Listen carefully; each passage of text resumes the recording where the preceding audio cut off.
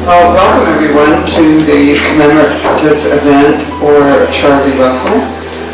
We have some wonderful speakers to talk about their experiences with Charlie as a good friend and or mentor, and you'll be hearing those shortly.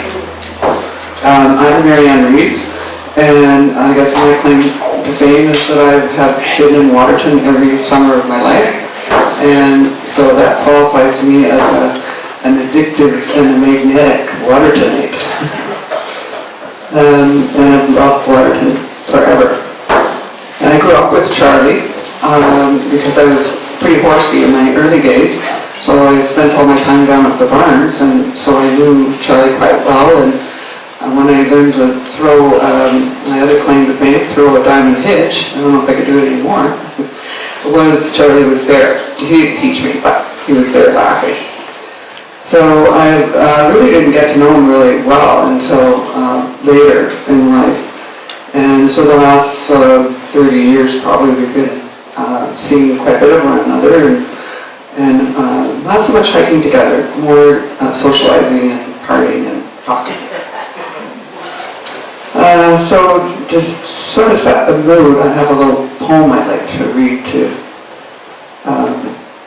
you can reflect on. And it's from Meditations from the Wilderness. Everything the power of the world does is done in a circle. The sky is round, and I've heard that the earth is round like a ball, and so are the stars. The wind, in its greatest power, whirls. Birds make their nests in circles, for theirs is the same religion as ours. The sun comes forth and goes down again in the circle. The moon does the same, and both are round. Even the seasons form a great circle in their changing, and always come back again to where they were. The life of a man is a circle, from childhood to childhood. And so it is in everything where power moves. And that was Black Elk who wrote that. Thank you. First I'd like to introduce Sid Marty. And many of you know Sid. He's a musician, a conservationist, and author of 5 non-fiction books and poetry set in BC and Alberta. His most recent non-fiction book is The Black Grizzly of Whiskey Creek. He feels privileged to be a friend of Charlie's for nearly 38 years, and he is going to play a song in Charlie's memory.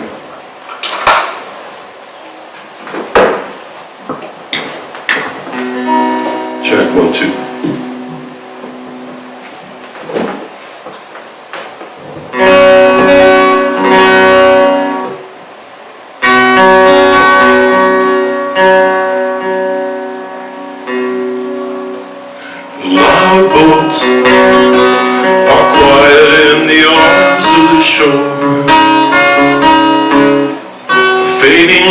The sun is blown up by an evening wind.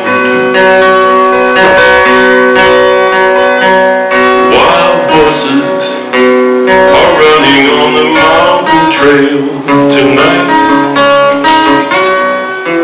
Their manes are crackling, thunder walks up there. Charlie was a child of the mountain, rooted in the Rockies like a limber pine. But when I see him in my mind, he's light as air, he's flying,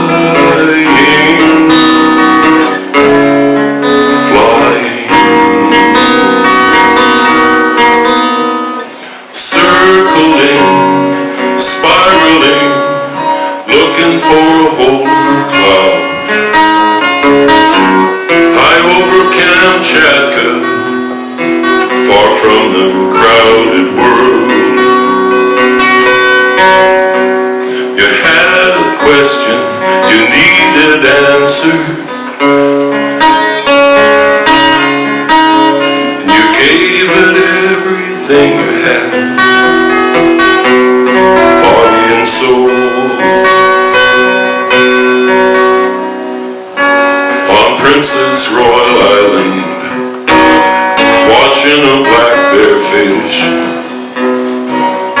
stirred your hand in the water like a salmon, and grinned and said, watch this.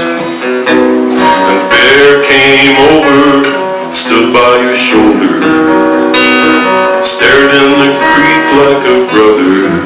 And we'd gone back in the pages of time, where bears and men could speak to each other.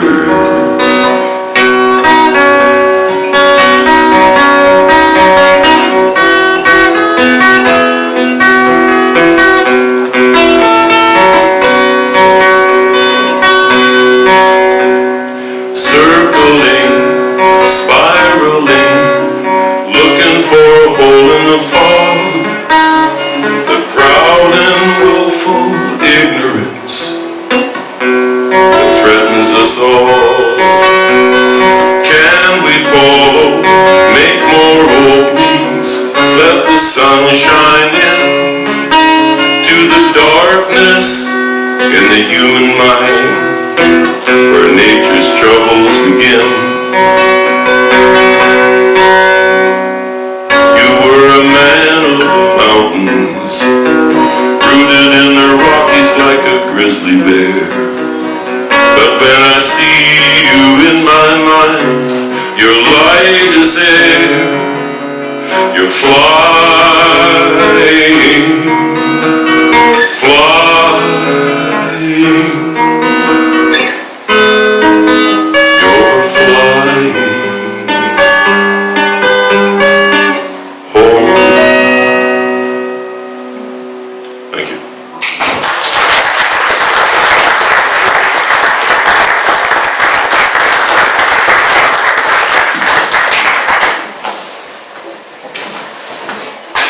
Thank you, Sid.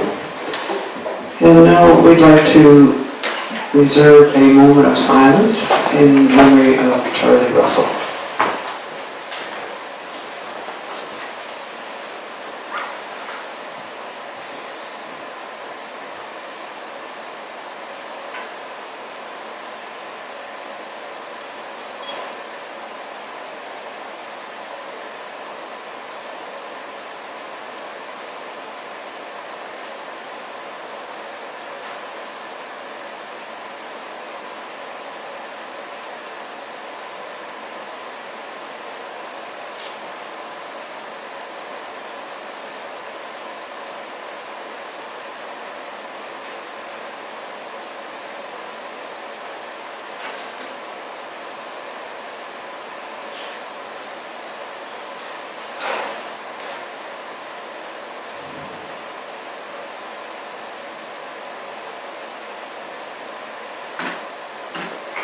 Thank you.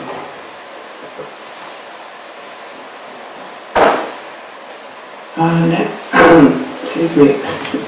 Next up we have Kevin Van Peegem. Kevin was born and raised in Calgary, and he worked in Canada's Western National Parks for 34 years before retiring as superintendent of Banff in 2015. And he was in Waterton too. He was my neighbor for a number of years. Since then, he served on many boards of the Nature Conservancy of Canada and the Livingstone Landowners Group, as well as producing books on wildlife and conservation. Kevin.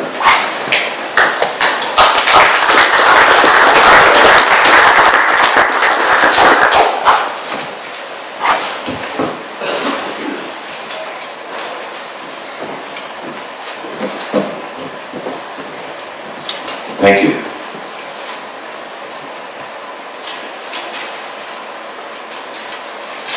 It's Father's Day today, and I think it's worth remembering also that Charlie had a son to be very proud of, named Andrew. And he lost his son a number of years ago. It's very hard on our country as a child. Charlie faced many losses like that, and he had the courage to face the losses that came his way. But they did take a lot out of him. I think if there was a hallmark that really defines Charlie, other than his humility, it would be his courage. And he certainly had the courage to stand up for what is right, even when his views were unpopular and his voice was unwanted. Charlie and I met in the 1980s, I was trying to remember how, but I'm afraid my memory's not as good as I hoped it would be at this stage of my life. But I do remember that I asked him to review an essay I'd written on account of the continent. So I think it was around the time that I was publicly interviewing his father for something else. So he reviewed this essay, and I remember it was the first time I'd ever sort of really spent any time with Charlie, and I was really taken by his generosity and kindness. The kind of feedback he gave me, and the way in which he validated what I did rather than challenging it. It sort of says something about the inclusiveness of the man. I later on interviewed him for a book on bears before I knew what that book was really meant to be all about.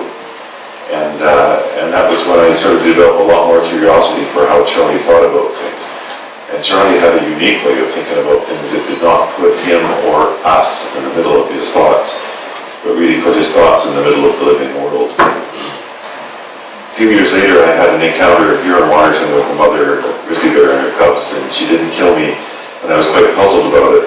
And I remember talking to Charlie, and that was a really profound experience because he really helped me make sense of it and to turn a lot of the things that I thought I knew about bears on their side. And so later on, when I revised my bear book and it became Bears Without Fear, really Charlie at that point had become a mentor, and I would say that Bears Without Fear is really Charlie's book. He's got, I think you said 5 books, I would say 6, because although I might have held the pen, he definitely was the one that helped guide my mind, and his message resonates clearly there. I'm going to read a little bit from it, because it's a transcribed piece. Oh, I was using my notes to mark the place. This will take a second.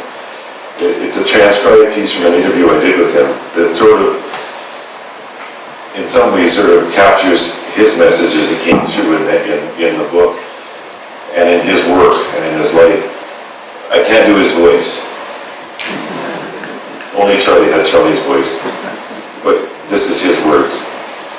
What we can do in order to improve the odds is just quit being rough with them. I think their management of them is too violent, too rough. Is that, if that's the only experience bears have with people, then they're not going to trust us. And we need them to trust us, because you want those mother bears with cubs not to look at everyone as trouble. Because then, if those bears are surprised knowing how protected they are, well, it can be tricky and dangerous. And really, that sat at the heart of a lot of Charlie's message. But Charlie was really not just about bears, and certainly he's known for his work with bears, and he's known for where he's taken our thinking on bears, but he was had a much broader view and a broader concern about nature than that. When I first met Charlie, he was furious with Parks Canada about the Biosphere Reserve adjacent to Parks Canada, adjacent to the park here. He was the original chair of the Biosphere Reserve Association, which was meant to be a collaborative thing between surrounding ranchers and the park. But Parks Canada went and bought gravel from a river right on the park boundary, right, that involved opening up a pit in native prairie, and it really offended Charlie in a big way. In fact, he left the Biosphere Reserve, and I think that probably had a lot to do with why he later was a co-founder of SALTS, which was really saying, we're not going to let bureaucrats do our conservation for us. We can do it ourselves as landowners. And his legacy is not just in bears, it's in land, because look at the work of the Southern Alberta Land Trust Society, SALTS. That's part of Charlie's legacy. It's something that he's left for all of us. Charlie was always better at bears than with bureaucrats. He loved them better too. I remember one of the most recent things was Charlie was always very frustrated with, going back to this thing about the violence and treating bears aggressively and without respect. He was always frustrated by how he perceived to be the failures of the management agencies, who were very much about trying to keep bears scared of people and harassing bears away from people and doing things that seemed very aggressive and violent to him. And he couldn't figure out why he couldn't penetrate that way of thinking, and he enlisted my help to try and set up a meeting with the resource conservation staff here in Waterton. because he wasn't sure that they would open the door to him. Because again, he's better at bears than bureaucrats. And we had that meeting, and you could see lights going on, and he told me later on that they actually invited him in for a workshop and spent a half a day with their bear management staff, and he was so happy about that. I think Charlie was always frustrated with himself and with others that his message didn't seem to be getting through, but it was. Charlie changed our bear conversations for good and for the better. It was an immense privilege to be a friend of a man like that. The world is emptier without him, but it's much better because of him. And I think that we'll always be able to honor his legacy by simply being aware of the fact that he changed the way that we see the world and the world that bears live in and the bears that live in the world. So thank you for this chance to share some thoughts.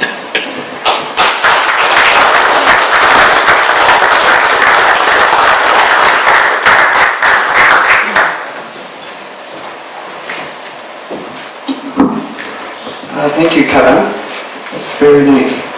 I'd like to invite Sid Marty to come on back up.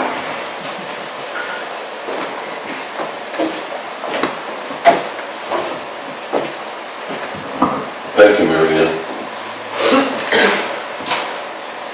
I published recently, quite a few things about Charlie over the years, but most recently in the Tidy Vancouver online newspaper, 2,000-word essay, mainly concentrating on Charlie's experiences and mine on Princess Royal Island.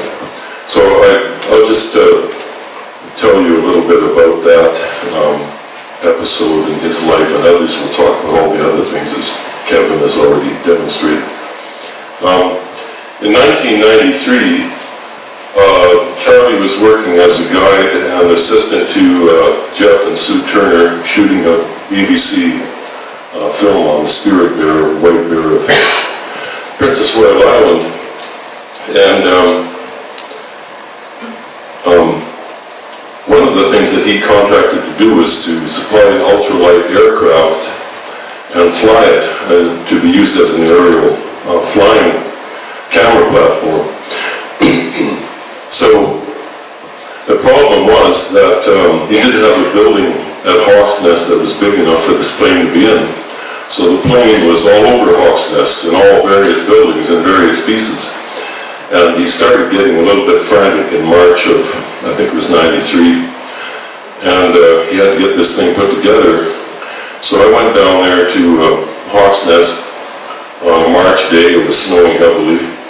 And we started riveting the cockpit covering onto the steel fuselage, and it got dark, and pretty soon we were working with headlamps, and I kicked something with my foot at one point, and this object had a bunch of wires sticking out of it, and it was covered with snow, and I said, "Charlie, what the hell is that?" And Charlie kind of looked down and kicked the snow off with his foot and said, "It's just the in-flight computer." So I thought, well, I said, wow, I thought it was something important, and I said, but it doesn't really matter because I'm never going to get into this contraption as long as I live. Well, that went okay until that summer when I got commissioned by Canadian Geographic to write a story about the white bears, and Charlie to supply the photographs, so I wound up on Princess Royal Island with Charlie and the Turners. But when you were around the Turners, you didn't just sort of swan around taking notes. And I soon found myself helping Charlie lugging camera gear through the rainforest.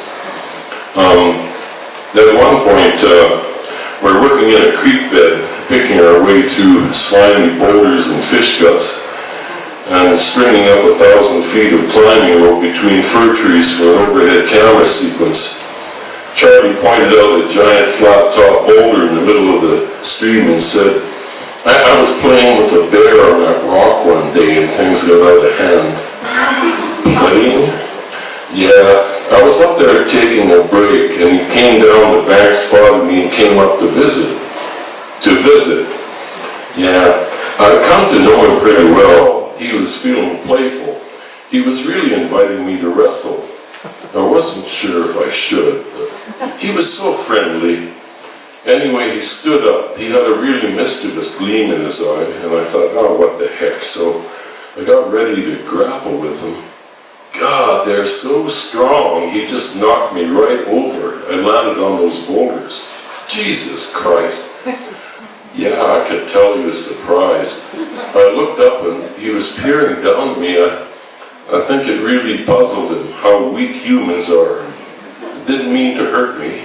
I was really banged up for a while. You were playing king of the castle with a bear. Yeah, I think I went a bit too far that time, he said. And of course, those of you who've read Charlie's books will recall that he should have known better, because you remember the incident, if you did read them, about how he and Anthony fought off a female black bear who attacked them.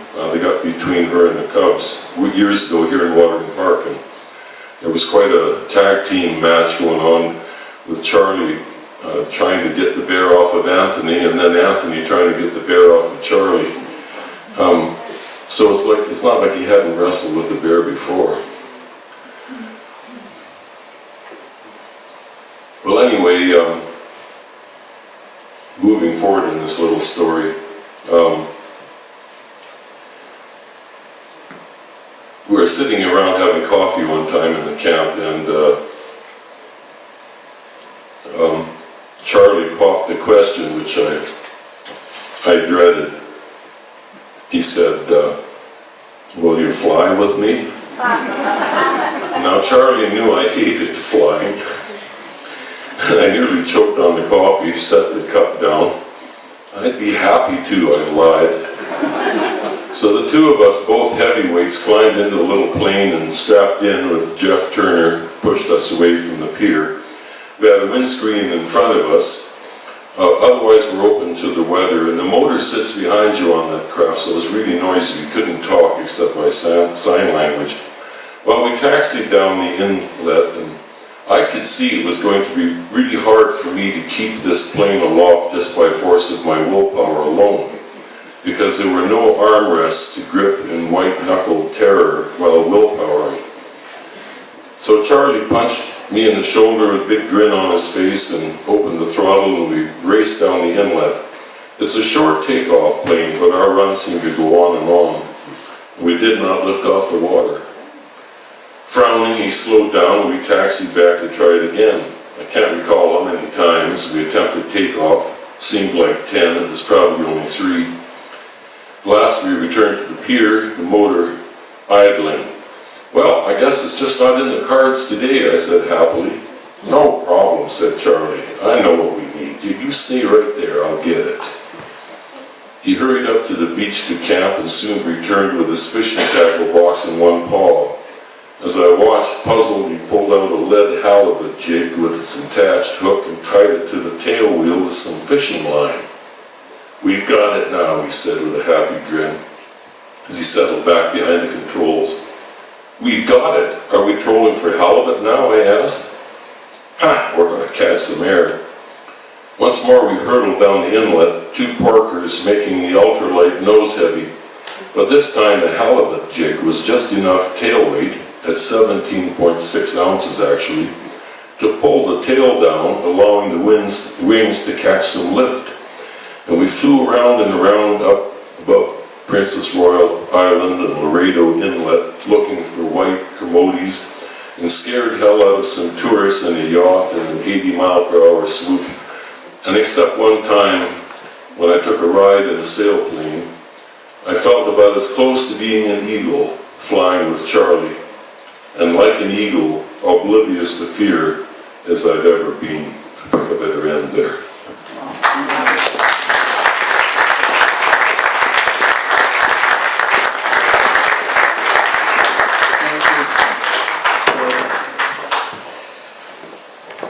Next up is Lyndon Penner, and if you've been at some of the Wildflower Festival sessions, you will have enjoyed Lyndon's talks.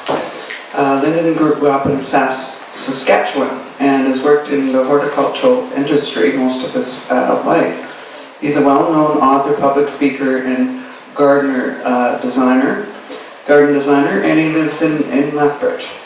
Lyndon first became aware of Charlie when he moved to Alberta in 2007, and he recalls that he read a number of Andy Russell's books and then found out about Charlie, and they became, consequently, Charlie and he became good friends and a mentor to Lyndon. Thank you. I wore my bear shirt for Charlie. And we might need Andrea to let us into the computer. I guess you've heard every word of that, eh? Probably. Whisper under the mic. I adored Charlie Russell. I was very sad to get the news that he had left. So nobody is allowed to cry while I am speaking, because then I will start to cry, and I am determined not to do that this afternoon. So I do not usually take photographs of people's artwork, but this is in the Galt Museum in Lethbridge. Has anybody seen this? This was done by a very talented woman named Fran Hutton, and she really, really captured Charlie so beautifully. So if you happen to be in Lethbridge, do stop at the museum, because it's, I didn't know what was there. I found it last year, and I was walking down this hall, and I suddenly stopped. It was like, oh my goodness. I don't know how much time she spent with Charlie, but she just captured him so beautifully, so I wanted to make you aware of that. It is impossible to separate Charlie from the work that he did with bears, and he was so much more than somebody who knew about bears, but bears are something that I used to be very afraid of, and my biggest fear of being alone in the woods or in the wilderness was that a bear was going to come. I don't know what and Charlie said to me, what do you think is going to happen if a bear comes? I said, well, it's probably going to eat me. And Charlie said, not unless you turn into a strawberry, which thankfully has never happened. So I cannot separate Charlie and bears, but he was so generous with his time, he was generous with his knowledge, and when Charlie got angry about something, he got really fired up and really mad about it, and I do the same thing, so we had these really wonderful conversations where we would get angry together about something, and it was actually, like, it was the most fun you could have being mad, because I would say to Charlie about something, doesn't this tick you off? And he'd say, yeah, and we would just like rage about it together, and it was, do you have a friend that you do that with? Isn't it fun? Isn't it great? One or two of you? I know plants, and Charlie knew bears, and so Charlie would sometimes ask me about plant stuff, which I was always horrified when he did, because I always just assumed he knew more than I did. And I was always asking him about bears, and he never said to me, Lyndon, that is enough questions for today. He never said to me, are you really asking me this again? But he never did that. He always was so patient. And so we would talk about plant things and bear things together. And of course, most of the work that I do is in gardens. It's not out in nature. And so we actually went and watched bears eating dandelions on a nice day in May. And I was like, this is amazing. And Charlie said, this is pretty ordinary. This is what they do. Like, Charlie he would make grand statements about wild things that were extraordinary, and he would say them so casually that you were like, are you a character out of a book? Because if you were not, like, somebody would have had to invent him if he hadn't been here. Like, Charlie would say things like, so, you know, I learned how to fly a plane, and then build a plane. And then I moved to Russia to work with grizzly bears. And he would say this with like the casualness of pass the pickles. Like this was just a normal thing that people learn how to build plane engines and then fly to Kamchatka. And so I would be like, wait, back up, wait. So you learned how to rebuild the engine of a plane? Yeah, twice, 2 different kinds. And I'm like, that's amazing. He says, but that's not the point of the story. And he would go on with like, he would just say these extraordinary things like they were no big deal. And I thought, when I grow up, I am going to be Charlie Russell. This is my plan. That is my plan. I don't know who took this photo. Does anybody know? Calgary Herald. It's fabulous. I have, like, this is how Charlie is in my mind. In fact, when I was first working in Waterton, there was one day I was hanging out with Beth, and I asked Beth a question she didn't know the answer to, and she said, "We should ask Charlie Russell." And I said, "You know Charlie Russell?" I was astonished, and Beth just smiled and said, "Yes, he's my neighbor." And so I said, "Wow, that's amazing." So this is from one of the first times I ever went to the Hawk's Nest. I took a picture of where Charlie lives and what Charlie saw from the Hawk's Nest because I wanted to see the world like Charlie saw it, and nobody saw the world like Charlie did. He taught me that heterocerum was important to grizzlies for the roots. Now, I didn't know that. I knew that indigenous people used it. I didn't know that bears did. And he said, "Yeah, it's really important."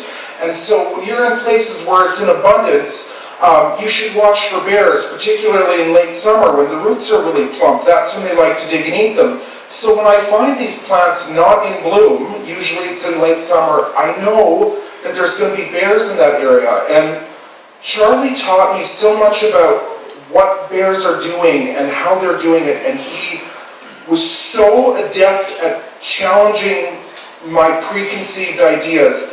Charlie literally changed the way that I hike. He changed the way that I experienced the world. He was amazing. These are glacier lilies. And glacier lilies, to me, are the first sign of spring. When they start to flower, I am convinced that spring is here. I had no idea that both bears and indigenous people relied on them. This is bear tear from where bears have been digging up glacier lily bulbs and eating them. And I said to Charlie, those bulbs are so far deep in the earth. I said, I don't even know what they look like. I said, I remember them from botany textbooks in university, but Charlie said, "Oh, well, sometimes when the bears are digging, there's so many of them that they don't manage to actually get them all. I'll save some for you." And he did. I had never seen glacier lily bulbs, and I was so extraordinarily excited to see these for the first time. And I said, "They're weirdly bottle-shaped." And Charlie goes, "There was more of them, but John and I ate them." They did. He's like, just for a taste, right? Because people used to eat them. And he said, "So we thought we'd give them a go."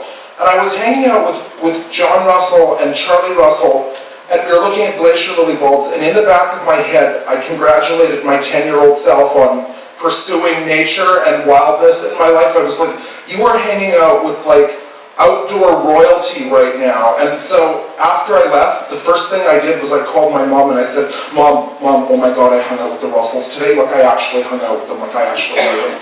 It was I was fangirling so hard. And they ate some of the glacier lily bulbs, and it was fine. And I rambled on for 6 or 8 minutes, and my mom finally said, "Calm down and call me when you can be coherent." I didn't know that bears could be cute. I thought bears were scary, and Charlie taught me that they weren't. If you've ever seen a bear that looks more like Winnie the Pooh, I didn't know bears were cute. I was taught they were ferocious and dangerous, and Charlie said, no, they're great, they're fine. I might have to rotate this photo if I'm not looking back. There we go. Charlie and I talked about bear grass. I didn't know that bears eat it. The leaves are so rough and they're so fibrous. I said, why would they eat it? And he said, well, sometimes if they don't feel well, he said, because it is so rough, he says, it's kind of, it's a laxative. I said, I didn't know that. So Charlie answered for me the age-old question, does a bear shit in the woods? If it eats bear grass, yes it does.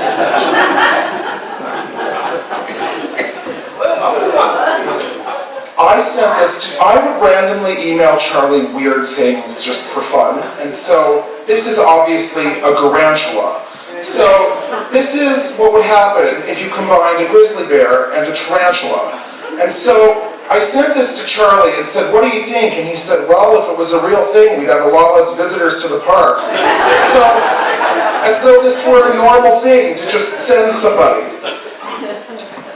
Charlie taught me how to read bear scat, and we would have these great walks in the woods where I was learning, but I was having so much fun I didn't notice. Charlie would pick up bear crap with his bare hands, and he'd pick through it, and he'd smell it, and he'd pull it apart. Oh, these are chokecherry pits. Oh, I don't know what this is. I don't know where they found that. It was amazing. I had no idea that a pile of bear crap can tell you so many stories. Charlie knew that, and he shared that knowledge so generously. He didn't keep to himself anything that he knew about the natural world. He made sure that everybody who was interested knew about it. I didn't know that bears could be funny. Charlie taught me that bears could be funny and engaging to watch. He taught me all about how bears use white bark pines, which I previously knew about how Clark's nutcrackers use them. I didn't know that the cones mattered to bears, and I won't get into it because we have limited time, but Charlie taught me about how they did that. And I sent this to Charlie, and with no information, I just sent this to him in an email, and Charlie's response was, well, I found it amusing. He taught me about, sometimes you find bear scamp that's almost totally white, but I would only find it at this time of the year, and Charlie said, well, it's because they're eating the cow parsnips. And I wondered for years what that meant, and and Charlie was like, oh yeah, like it was no big deal. Like he's just been carrying around this information. I didn't know how important it was to the bears.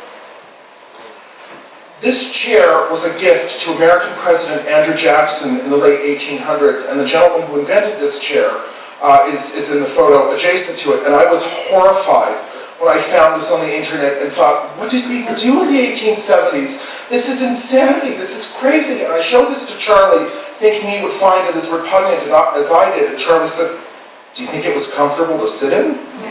Charlie, you should be horrified by this. And he goes, what? It looks really soft. I really wanted to show this to Charlie. This was a garden center in southern Alberta. At the end of April, I found this extremely lifelike looking bear chair. And it's $1,200. And I was so horrified. And the lady who works here, as I was taking this photo, she said, well, if you like that, you'll love the 9-foot-tall plastic bear. And I said, it's amazing what some people would rather have than money. This is $3,000. Why would you need a 9-foot-tall plastic bear in your yard? I don't know. I was dying to show this to Charlie, and unfortunately, I never got the chance, but I don't know what he would have said. I will take photos of my hands next to bear tracks now, and there was a time when if I would have found a bear track in the woods, I would have run screaming. Charlie taught me to be intrigued by them. If you don't have a copy of Spirit Bear, they republished it last year, and they revised it, and they did such a beautiful job. So if you don't have a copy of Spirit Bear, I think it is the best of all of Charlie's books. Even though all of his books are very good, this one is my favorite. It's totally worth reading. And the last thing before I conclude is I'd like to introduce you to Victor. This is a photo I pulled off the internet a number of years ago, and I named this bear Victor because Charlie said, we fear that which we do not understand. People are afraid of bears because they don't understand them. He said, so if you sort of make friends with them, if you sort of make them personal to you, then you won't be as afraid of them. And so I took this advice to heart, and I printed this photo off the internet, and I named this bear Victor, and I carried this photo around in my truck for years. And Charlie's the only person I've ever told this to. And so when I was driving to Waterton or Kananaskis or northern Saskatchewan to go hiking, I would have this picture of Victor on my dash, and I would have conversations with Victor because he represents all bears. And I would say, listen, Victor, I'm going to be in your living room this afternoon. I don't want any trouble. I don't want anything bad to happen. You go about your day, I'll go about mine. So I named every bear I found in the woods Victor. And so every time I encountered a bear, we would have conversations, and it actually worked. It made me less afraid of bears, and I eventually told Charlie about this. And Charlie said, if that helps you, if that worked for you, that's great. You do that. You just do that. And then he said, I know Victor, and Victor likes you. And I kind of stopped and I looked at him, and he was grinning, that big grin that only Charlie had. And then he started to laugh, and then I started to laugh, and it was great. So when I actually once had a bear that I thought might get a little bit carried away and maybe move a little closer than I wanted, I said to this bear, you better be nice. I know Charlie Russell. I will report back. Shape up. Victor did. I adored Charlie Russell and I will miss him. Thank you.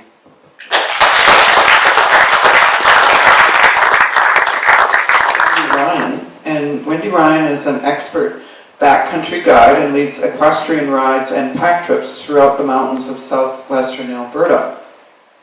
She's a dedicated advocate of landscape restoration and is the outreach, stewardship, and reclamation manager for the Castle Crown Wilderness Coalition.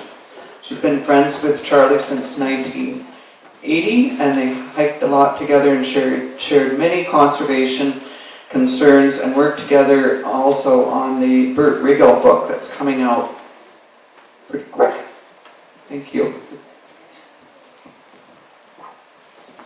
I have a tough act to follow here with Lyndon. I've known Charlie, like Marion said, since the early 80s. He was a friend of my husband at the time. And got this strange call to go out for dinner with Charlie and his partner. And okay, well, we never really been out for dinner much, but this was a nice invite, so went downtown Pincher Creek for dinner, and they said, oh, just a minute, we have to stop off at a friend's place. You want to come in with us? And okay, well, it's when Beth and Charlie got married. We stood up for them. So just with the JP and Pincher Creek, and that started a great friendship between the four of us. And I just want to share some bear stories, again, with my luck of being Charlie's friend. He was always with the binoculars. You can see where he lived at the Hawk's Nest, and from his porch, he had a landscape, you know, as anyone would love to have.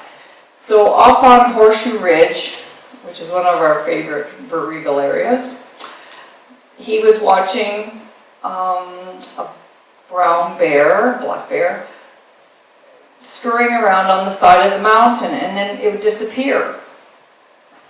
Well, where did it go? You know, you take your eyes off something for just a second and go back to it because something else interests you and it's gone. So that was his main thing then. Where did that bear go? Well, she would go into a crevasse on the side of Lakeview Ridge. So, okay, I must see that. Let's go, Charlie. So off we went at one point, and we hiked up the side of the mountain. I could never find it now by myself, no way. But when we hiked up there, near the top, a crevasse that went down about 10 feet on an angle, so she would have had to back in to it. And when we looked down, of course Charlie had a flashlight, we'd look down on her and she'd be looking up at us, and no act of charging or being pissed off with us or anything, but there she was, and he believed that she would have her cubs down there, and in the winter that would cover over in snow, and that would be her den. So I had amazing times with Charlie. It was one whole summer packed full of bear adventures. Another place he liked to take me was to a culvert on the, I believe it was on the Chief Mountain Highway. He says, when we get there, we're just going to look in the end, shine our flashlight in, and there was a female bear, another brown bear with her cubs in there. We could hear them squeaking. So we didn't stay long, just moved along. But very sad place for a bear to den up, because if there was any spring, you know, flash floods, they would be wiped out, like they'd be shot out the other end. But at the time, I believe there was still snow on the other end, so it was just a really nice living area for the bears to be in there. And one of my most favorite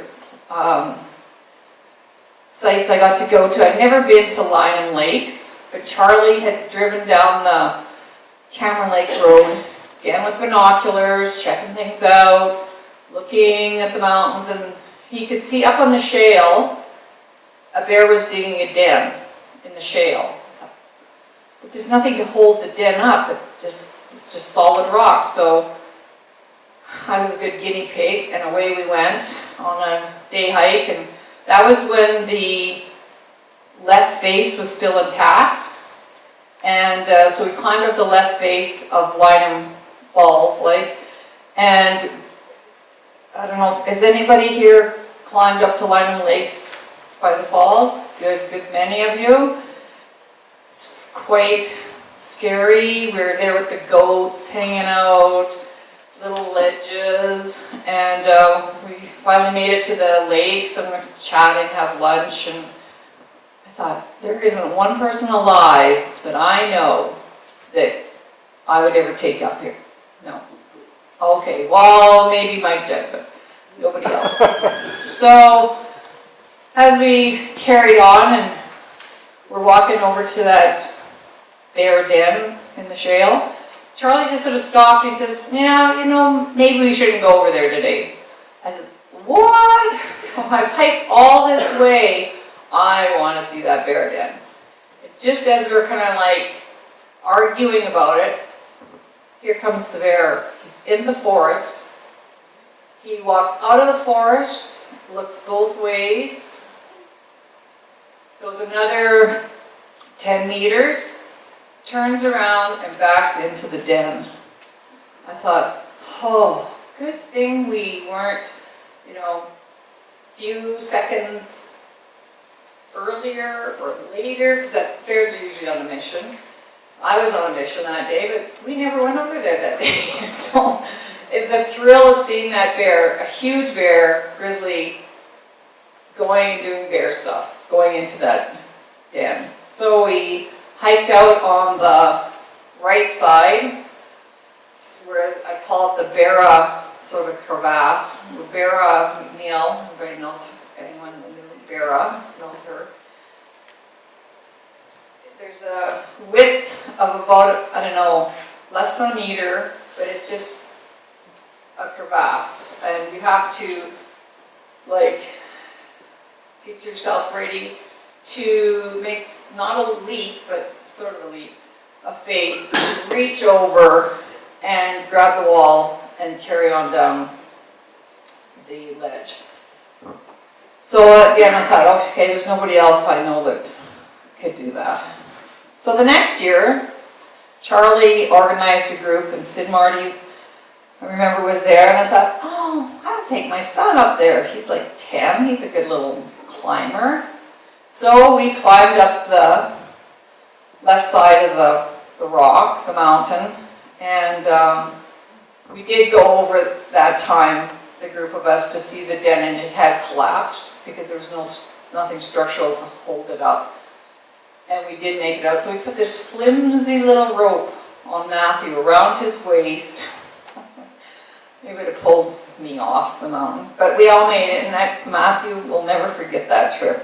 Like, how I had ever talked him into going on that route. And that was one of my most precious thoughts of Charlie, Matthew, and Sid going up to Lynham Lakes. When the fire ban was on in the castle, like about 10 years ago, you could still hike in Waterton, but you couldn't camp overnight. So I thought, well, we can go into BC and camp. They're not closed. So I had invited Tim Greer and Charlie to go on a hike to the Nanatuck. So Charlie says, I said, let's leave Saturday and we'll get back on Monday. He says, why don't we leave at 4 in the afternoon on Friday? We'll go up to grandfather's horse camp on the Bennett Pass, and then we're like halfway there. So, perfect. And I think we got away a little bit later, because as soon as we got to camp, all we had time was put our tent up, eat our salad, and then go to sleep. But it was very nice to have the opportunity to walk that trail with Charlie, because he knew it like the back of his hand. The far end by the Nanatuck is so overgrown, we just had to bushwhack. But once we got to the Nanatuck, we camped above the Nanatuck before Montana. It's just paradise in there. And so we were hiking out the next day, and he says, you know, I've always wanted to go down to Little Wall Lake instead of go down by Bennett Pass again. So Okay, it looks kind of steep. Charlie was hiking in Tevas, because in his early youth, he was, ultralight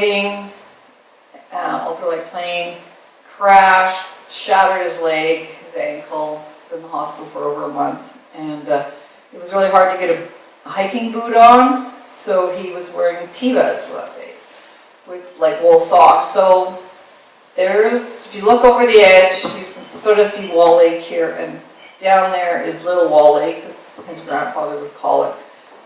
And so we made our way down. Luckily, some of us had hiking poles, and that was grand down there. But the only thing was, it's probably less than a kilometer to the main Akamina Road, but it was like hell, because the trees had all fallen, and everything was crisscrossed, and it was a couple meters off the ground, and we were going up and over, up and over, up and over. Luckily, nobody fell or got hurt, and it would have been way faster to go out the regular way, but we were on an adventure, and we survived, as always with Charlie. I had the great pleasure of working with a lot of the authors on our new Borrego book, which was just mentioned, and with, of course, how I got started with all the Borrego stuff was with John Russell, and the identification of places in this area, and then when John passed away and Charlie had to pick up the loose ends, because he knew his grandfather's pictures as well. So we were very thrilled to have worked on the book together and put the wording correctly on a lot of the captions for the book. And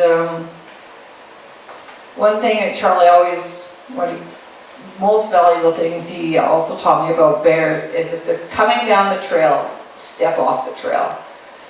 Like, don't think that you, and I did this once, because I forgot what he said, is I drew my bear spray, because the stupid camp dog I had to look after in the north was chasing a black bear towards me.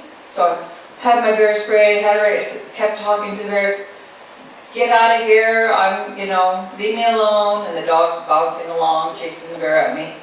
And finally, there was an opening in the trail, and the bear ran through the rose bushes. But all I have to do, and just everyone else, just step aside into the rose bushes or whatever it might be, let the bear go by. Because they're not interested in you, they're frightened about something else. So I definitely would do that now with his wisdom. My last little story was, we decided we were going to walk in, went to the Chief Mountain Highway, parked, went to the ranger station up the Belly River. That was kind of where we were going to stop and turn around, but he wanted to show me a bear rubbing tree. Okay, so that was over by Elizabeth Lake, so way the heck and gone. And, well, you can do a loop and come by Crosby Lake. And, well, our feet were so sore, we'd walked something like 26 miles that day to see a bear rubbing tree. And we still laughed about that just recently, about taking that extra effort to show me something and that I had never seen before. And now I'm spotting them all the time, and where the bears bite the tree to leave their mark, and then the sap runs out of them. It always fascinates me. So thank you.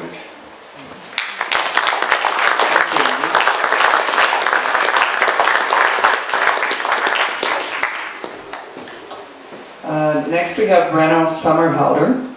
Reno is a bear specialist, a naturalist, a guide, a filmmaker and photographer, and an author. He lives in Banff with his family and his 2 girls. Probably missing their father today. Father, they're here. Oh, they're there. Great. More than 30 years ago, Reno emigrated from Switzerland to the Canadian Rockies. Meeting Charlie Russell at a presentation more than 25 years ago became a life-changing event for him. He was intrigued about Charlie's view of the bears and impressed about Charlie's conviction to show bears in a realistic light as the most peaceful animals that they are.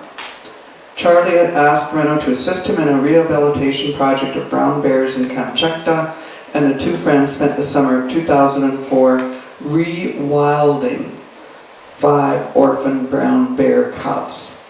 Reno.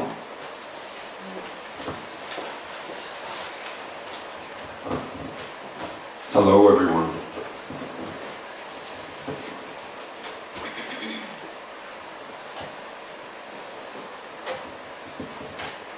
While we're getting ready here, may I ask, who's seen a bear in the wild? Pretty much everybody. Who's been charged by that bear or attacked by that bear? One person back there. I find that always amazing, and that's what Charlie's work was all about, is to try to show bears in a realistic light. There's this image of the bear as a bloodthirsty killing machine that still persists today around the world, and it's not a realistic picture. And it always blows me away how many people have actually had only positive experiences with these animals, and how little really happens in reality. So, it was just mentioned before already, I've immigrated to Canada from Switzerland about a little more than 30 years ago, and in my first year here in Canada, I had a first life-changing experience. It involved a bear. He tore and opened the side of my tent in the middle of the night, stuck his head in. I was inside the tent. We looked at each other, both in shock. Fortunately, he pulled his head out and he left. But that experience really drew me to bears, not away from them, but I became more interested, more intrigued. What are these animals all about? A couple of years later, I had my second life-changing experience, and it didn't involve a bear, it involved meeting Charlie Russell. I met him at a presentation. I think it was in Cochrane, actually. I don't remember, but I remember after the presentation feeling this amazing sense of place, that put me smack in the middle of wilderness amongst bears and everything else that they represent. For me, just like for Charlie as well, I think the bear was more representative. It was more of a symbol for intact wilderness, for a world that is still functioning as it should, as it has for thousands of years. And that is my main interest in bears as well. But what I appreciated most about Charlie and his work with bears was, that he showed them as the animal they really are, which is a peace-loving animal most of the time, not really much different to us human beings. And so it came to be that about 15 years ago, I picked up the phone. It was in the fall of 2003, and Charlie was on the phone, and he asked me if I wanted to assist him in Kamchatka to rewild 5 new orphan brown bear cubs. And my answer was made right then, right there, but I said to him on the phone, no, I have to sleep over it for a night. As soon as I hung up the phone, I pumped my fist into the air, and I could not believe, why would he ask me? Why would he ask me? Why me? But of course I accepted, and so I had this amazing privilege to be able to spend an entire summer with Charlie, walking amongst bears down there. And it's still to this date one of the most amazing summers I've ever experienced. In our first couple of weeks that we were there, we had this encounter with our 5 little balls of fur. They were running ahead. We were up in a small little bowl, a little drainage, and the cubs were beelining for a wild female with 2 cubs of her own, 2 spring cubs of her own. And Charlie and I were trying to keep up with them. We were running along basically, and the cubs were leading us, and we finally got back to the bowl, and the female with her cubs, she was huffing and she was kind of flustered, and we were kind of flustered and talking to our cubs, or mainly Charlie was doing all the talking. And within a couple of minutes, that female relaxed to the point where she bedded down 20 meters away from us. Not only that, but she fell asleep nursing her cubs lying on her back. So here was the potentially most dangerous individual of a bear population, which females can be because of their defensive mechanism towards a perceived threat, that did exactly the opposite. There was complete 100% trust there within 2 minutes of Charlie talking to that female. I was amazed. I was just blown away, and that was one of the first encounters we had with our cubs during that summer in 2004.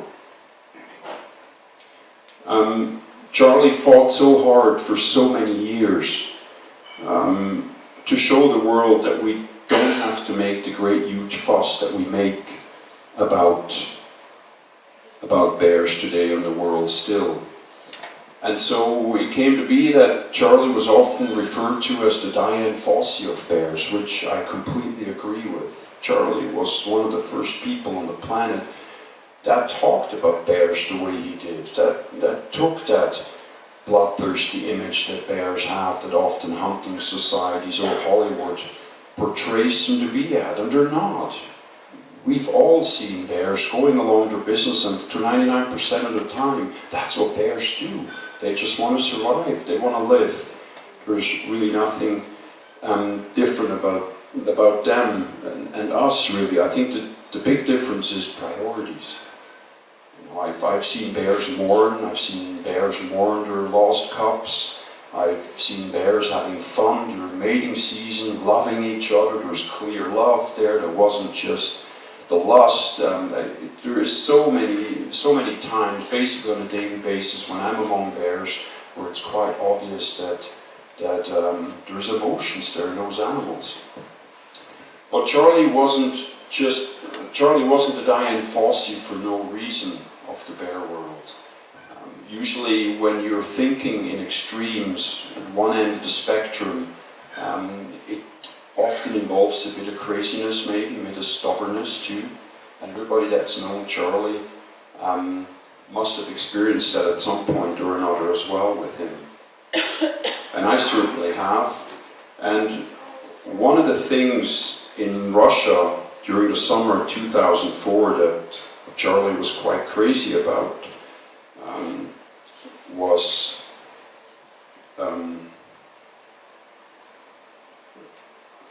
he was adamant of trying to smuggle his then girlfriend into Calgary Lake as well. He spent long and expensive hours on the sat phone. I remember him for hours spending time screaming at the top of his lungs into his cell phone to try to convince the Russians to make this happen, to send in his girlfriend. But they didn't want to permit a third person to be at the lake for that summer. But that didn't stop Charlie. So he devised a plan, and he basically resigned a wooden box in which officially a new wood stove was supposed to be flown in. But instead, of course, his girlfriend was supposed to be hiding in that wood box. Well, not surprisingly, it never happened. But Charlie had that certain craziness about him too, that stubbornness that makes you go to the extremes to find out the things that are in that invisible shade, in that invisible grey, where you just often are. We're too often in Western culture, especially in this box-like thinking, where we can't think outside the box, and that's what's necessary still today to this point, to try to think more like Charlie does in regards to bears. Charlie was so damn comfortable around bears that he often didn't take the pepper spray.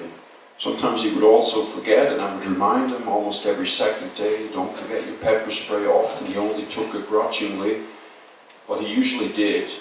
And this one time we were on our way around the lake, around Cumbernauld Lake with the 5 cups, and I was really glad Charlie had his pepper spray. We were walking around the lake and a big male came down the slope, down to the shore of the lake, and he showed an interest, not in us, neither Charlie nor I, but he had an obvious interest in the cups. And everybody that's seen a bear move knows how fast bears can move. Usually there's not enough time to react. Charlie had enough time to react. The charge came out of nowhere. He had his safety off, his pepper spray, the cloud of capsaicin stopped the bear in its tracks. He wheeled around and he ran up the slope because Charlie could predict what was going to happen at that moment. Charlie had tremendous knowledge about bear behavior. That was obvious any time you were watching a bear and talking with him about the situations. He had knowledge that went really far, and as still today I think a lot of people are not quite aware of the depth of his knowledge about these animals. So that was the pepper spray story. How am I doing with time?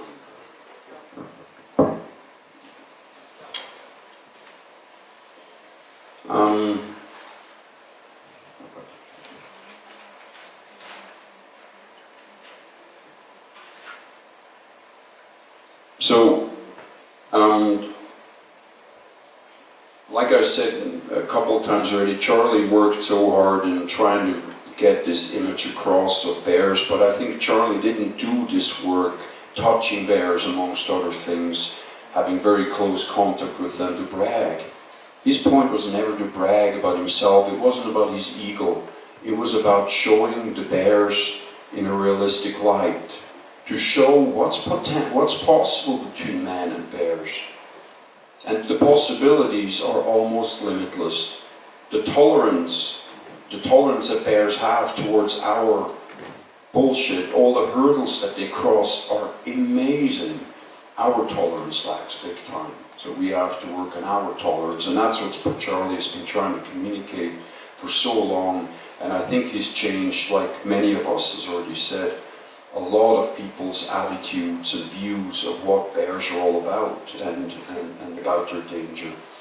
So the best that I think that we all can do is to carry that image with us back into the world and carry that on the trails if we're out in the wilderness when we do encounter bears, instead of showing too much fear, enjoying a view or an observation of a bear.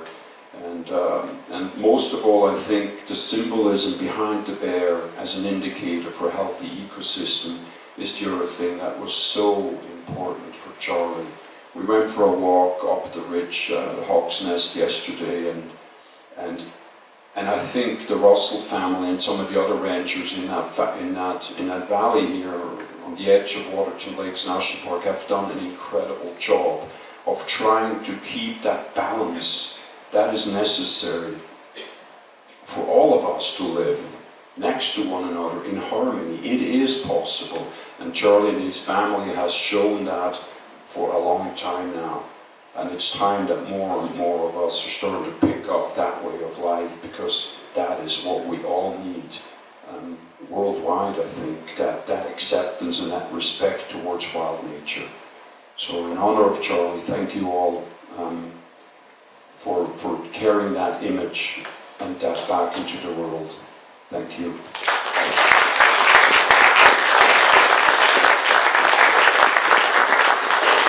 Thank you, Rena. Next up we have Jim Green. And Jim and Charlie are the same age. They went to school together in Pincher Creek and grew up together running around the hills and the mountains. And Jim reckons that he spent more weekends at the Hawk's Nest than he did in town during his teenage years. So he's going to tell you a few stories. Jim? I'm a storyteller, and I tell absolutely true stories, including today. Now, this is a story about an aspect of Charlie that nobody's talked about today. As a matter of fact, I've never heard anybody talk about him, about Charlie's socks. Charlie was very sensitive and aware of his socks, because no matter if you're wearing ski boots or hiking boots or running shoes or moccasins or Berkeys or whatever, you've got to be aware of your socks if you want to keep going. So this is a story about Charlie's socks. And it happened, I was counting it up this morning, 50 years ago. Charlie's older brother, Dick, decided, well, he talked Charlie and I, and Laurie Jackson was our third friend out of high school. Dick talked us into going into BC in the winter. We're talking Christmas holidays. A lot of snow. Well, we planned it and we did the best we could. Charlie packed a whole bunch of socks. I had 2 pairs of socks myself, one for the trip in, one for the trip out. Laurie Jackson was the guy, he was with us all the time, but to me, he was never equipped well enough. Like, we'd go out duck hunting, and we'd have our mitts on, and Jackson wouldn't have any mitts or gloves at all. He'd just be holding his hands like this, and he used to wear a cowhitchin sweater that it didn't come all the way up to the top. It had a button went across, and his throat was just hanging out in the wind, right? And he would never bring extra socks.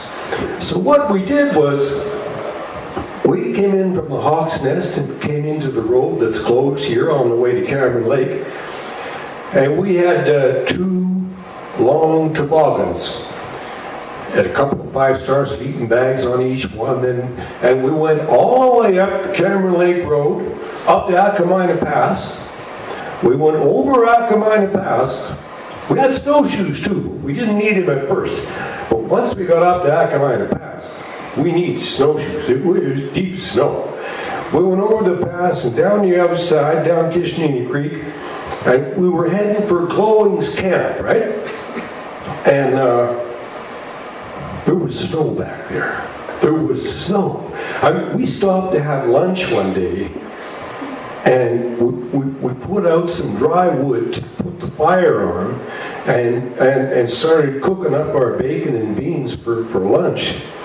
And the fire just started going down in the snow, going down in the snow. We kept putting wood on, and the fire kept going down. Pretty soon the fire was way down. There was 8 feet of snow there. And we weren't even back to Glowing's camp yet. When we got back to Glowing's, there was 12 feet of snow back there. So we camped. The cabin was still there in those days. Not the old log cabin, but that one had burned down, but the frame cabin. And it was kind of a dirty place. People been coming and going, and didn't clean it up behind it. What happened? The batteries died. You're going to have to talk at the top of your voice. The batteries died. I'll get the place. Can you keep going and talking? Jim, do you want to move over and use that other mic? Yeah, that's a good idea. That mic is wide. Okay. Yeah. I think it's wide. Give it a check. Yeah, there you go. All right, how's that going? Good, Jim. Yeah, give me a little swinging around here. Okay, so we make a bed. There's 4 of us there. We got logs all lined up because we're sleeping on 12 feet of snow, right? We got logs all lined up. We spent half a day chopping pine boughs down, a nice soft bed. We put a canvas tarp over top of that. We put our 5-star sleeping bags all lined up, and then put the canvas tarp on top of that, and it was just tickety-boo. Matter of fact, the first night we woke up, the first morning we woke up, We had 4 inches of snow on top of this piece of canvas that we're laying on. And Dick Russell says, well, we got to be careful here. We're going to get wet. And he says, what we'll do is I'll count to 4 and we'll just throw this canvas back. So Dick counted to 4 and all of us went like this, threw the canvas back, and all the snow was laying over the sleeping bags. Didn't work worth a damn. In the cabin was a hell of a mess. It was, there was an old stove there and there was a table there, but on the floor was about 2 inches of mouse turds and pack rat droppings and bird droppings from the summertime and dead squirrels and magpies, and the floor was awful. Now, Jackson only brought 1 pair of socks the whole trip. And somehow or other he got them wet. We built a path from the bed to the cabin because 12 feet of snow, I mean, and if you fell off the path, poof, you'd have to dig yourself out. Well, maybe Jack, I don't know what he did, but he got his feet wet. Probably got his boots full of snow. And here he is in the cabin, we're making supper, and Jackson's flopping around, and you look down, he's got these wool socks on, but they're sopping wet, right? And just like dead fish on the end of his feet, eh? They're flapping around, and Charlie's looking at this, and he's feeling sorry for him, and then Jackson trips on his wet sock and falls down. Charlie finally said, okay, I got a spare pair of socks. These are the socks he was going to use to walk back out, right? He gives Jackson his spare socks. Jackson hangs up his sopping socks, put Charlie's best socks on, the nice fluffy ones that are going to take him back over Akamai Pass and back down to Waterton, right? Jackson put those socks on, and he's flopping around and all this crap on the floor, right? Charlie looks at him aghast. What are you doing? He said, well, I'm just walking around here. Yeah, but you're wrecking my socks. And Jack says, well, you're wearing socks. Charlie says, yeah, but these are my fucking around socks.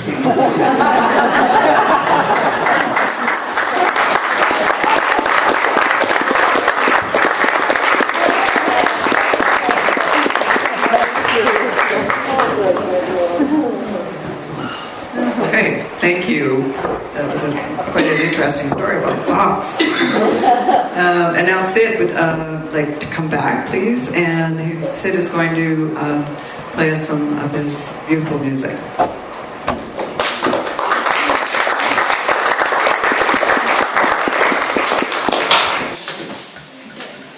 Well, you know, there's a misperception out there in the world that people who are famous are somehow rich. And I can tell you that Charlie wasn't rich.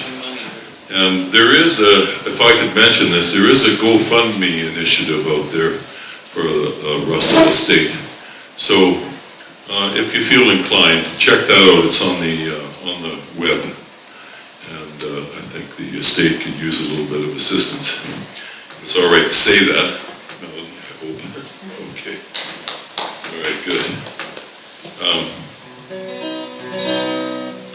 I remember years ago, things weren't so rosy for Charlie or me either. We had all kinds of schemes to try and make some money. I remember one time we went down to Montana after a big forest fire down there to pick morel mushrooms. We were going to sell them for $100 a pound to the Japanese.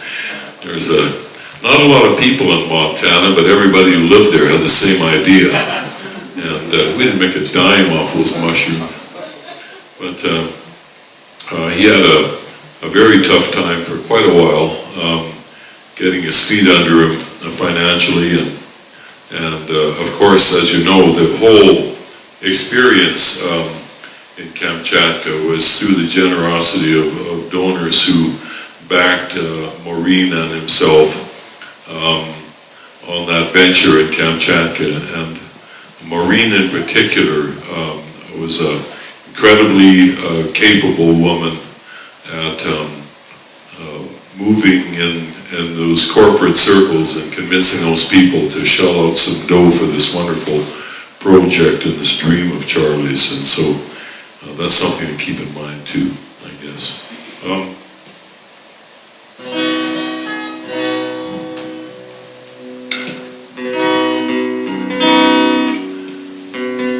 Myrna, how's the balance? Still okay?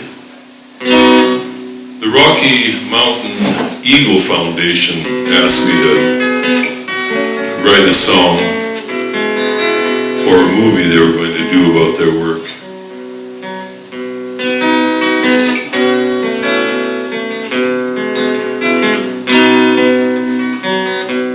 Sometimes an eagle circles my home, a spirit familiar, a spirit unknown.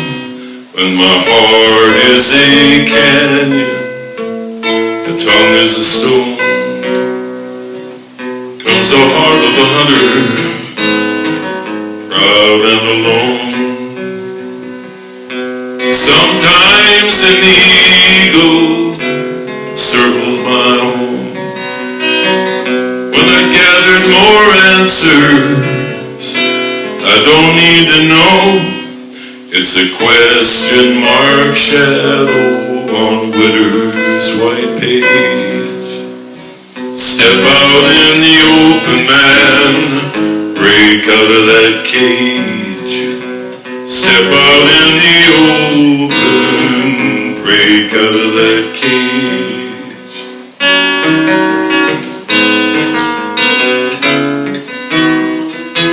Golden shoulders, I know you see me now. Did you bring the sun burning through the cloud? What time's arrow from these mortal hands? Drop it in the ocean, drop it in the sand. Sometimes an eagle circles my home, a spirit familiar, a spirit unknown. When my heart is a canyon, my tongue is a stone. There comes a heart of a hunter, proud and alone. And I gaze from my windows where the mountains begin, where the hawks and the eagles are dueling the wind. I'll hear an old voice call, the voice of a sage. Step out in the open, man, break out of that cage. Step out in the open, break out of that cage.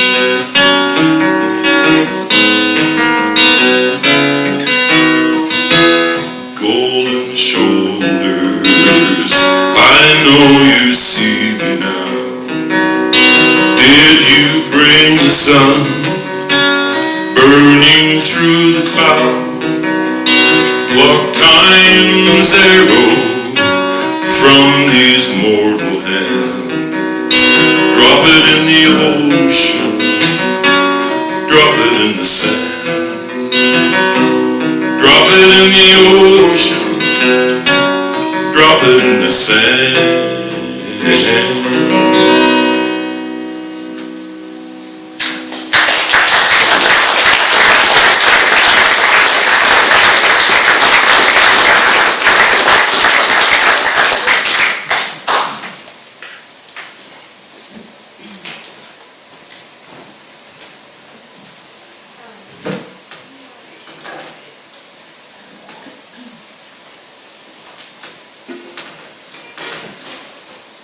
So I think we're drawing to the end of our program today. At least I think we are.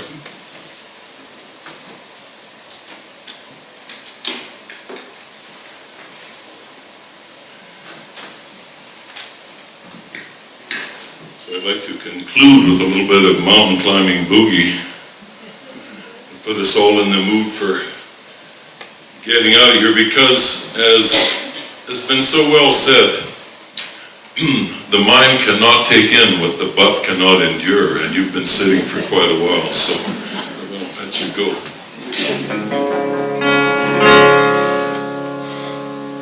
Okay.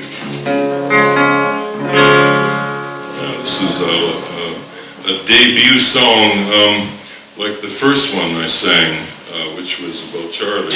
I never performed it in public before, mainly because I just wrote it 2 days ago. I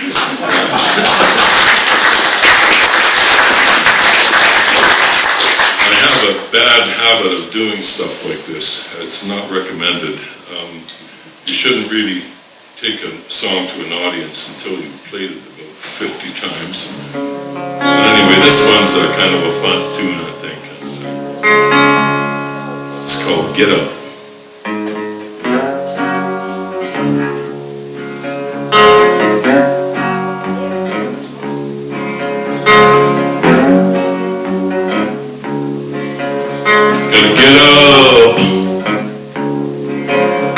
Stand up, climb up. If you fall down, get back up.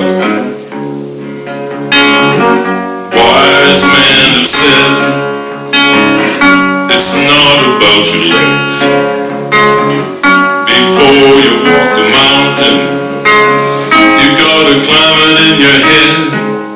Gotta get up. Stand up, climb up. If you fall down, get back up. That's what the rope's for. Stand up.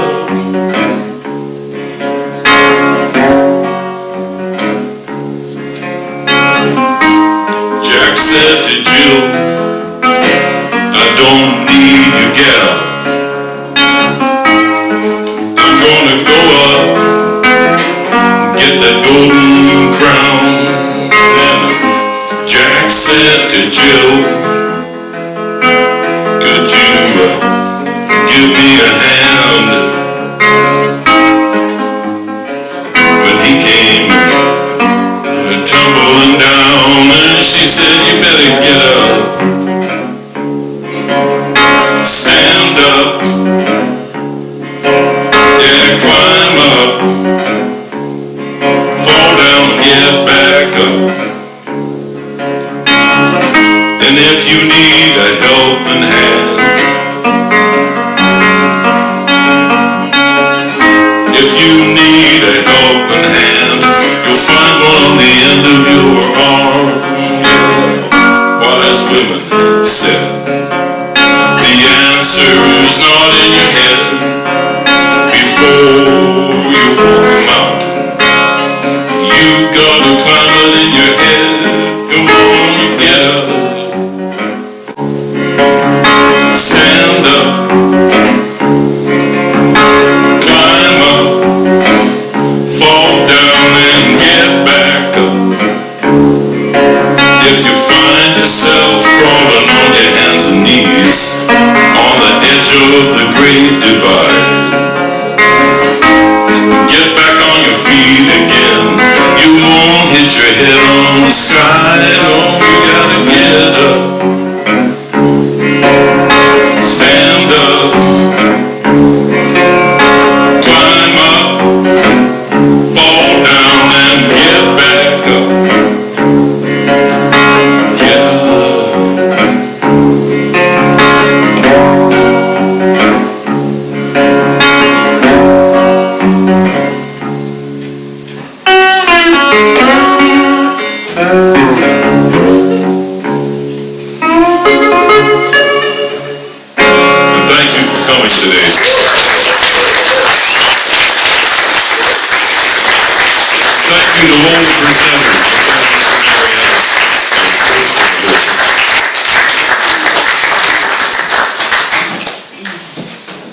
sit here and use the mic for, keep it a couple more minutes, just to conclude, and first of all, thank everyone, all the presenters, and for their kind words and beautiful memories and beautiful music. I was sitting there thinking as everyone was talking that there was a couple of reoccurring themes about Charlie's interesting and remarkable life.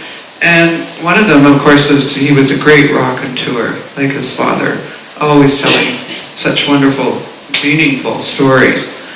And then the other thing that struck me was, like Wallace Stegner, who wrote extensively about the sense of place, and I think Rena mentioned that.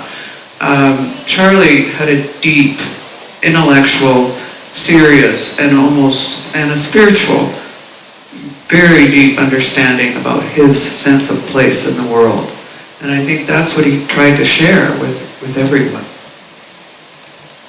And one thing that no one seemed to mention that, when I think of Charlie, was how much he loved hearing you say what where you were at in your life and what you were doing with your life. So every time I met Charlie, it was like, I wanted to hear everything about Kamchatka and everything that was going on in his life about bears and trails and all like the rest of you. But he would say, Marianne, what have you been up to? What have you been doing? And until I told him what I was doing, then I would be able to hear his stories. But there was that sense of place, that sense of being in the moment, every moment of his life. And I'd just like to leave you with one other little poem, and it was written by a French mountaineer, and I think you can build into the words the meaning of Charlie's life. You cannot stay on the summit forever. You have to come down again. So why bother in the first place? Just this: what is above knows what is below, but what is below does not know what is above. One climbs, one sees, one descends, one no longer sees, but one has seen. There is an art of conducting oneself at the lower regions of the memory, of what one saw higher up. When one can no longer see, one can at least still know. And that was René Desmoulins, the French mountaineer who died at a very young age of tuberculosis. He wrote that lovely poem. Thank you so much, everyone, for coming.